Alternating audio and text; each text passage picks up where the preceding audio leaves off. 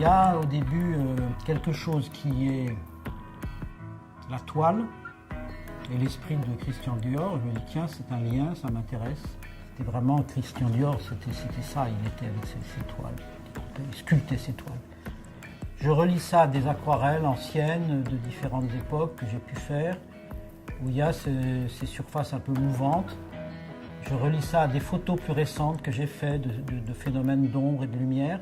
Je fais une série de croquis et j'échange avec Jean-Charles Chollet, avec qui je travaille souvent, qui les modélise.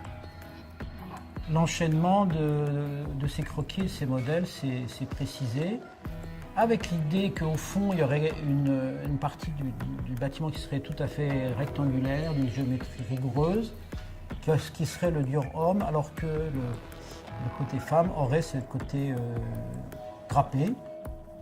Par rapport à un bâtiment traditionnel, celui-là serait plutôt dans la métaphore de la légèreté et de l'envol. Il ne tombe pas au sol, il monte. Donc il serait plutôt floral que minéral, si vous voulez. D'une certaine manière, je crois, chez Christian Dior, c'est présent.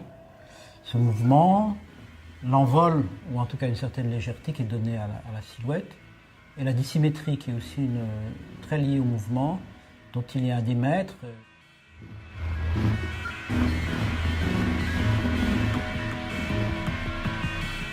On ressent dans la rue, quand on est sur le côté, que cette partie qui est en drapé sort de la boîte rectangulaire. Et la boîte, elle a le canage Dior.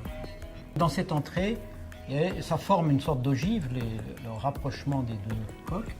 Pas une ogive gothique et traditionnelle, parce que ce sont deux coques indépendantes qui se croisent. Donc on est plutôt dans le croisé du vêtement que dans l'ogive, si vous voulez. Et derrière, il y a un deuxième croisement avec une maille métallique. Comme s'il y avait une veste et un autre vêtement dessous. Comme métaphore, on a comme ça trois couches en entrant. Ici, on est dans le blanc, monochrome. Donc tout est dans la question de la surface, de son mouvement. On rejoint une naturalité qui est celle du vêtement, du corps humain.